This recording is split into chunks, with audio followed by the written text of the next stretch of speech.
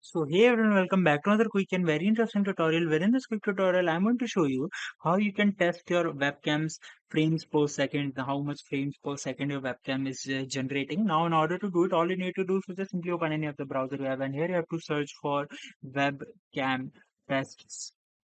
Just simply search it, open this first website that appear right in front of you. Once you open this website, it will take some time, detect your camera, it may ask for the permission. Once you click on this option of test my camera, click on this option of allow while using the site, and it will take some time and give you the rate data of frame rate. So here you can see the frame rates right there, and it will take some time and give you the actual data of your frame rates.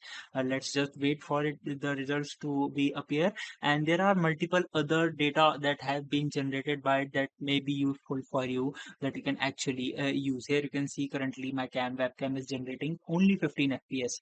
Alright, so that's it for this tutorial. I hope this video will be helpful for you. Make sure to hit the like button and subscribe button for more such helpful and interesting tutorials. See you in the next one.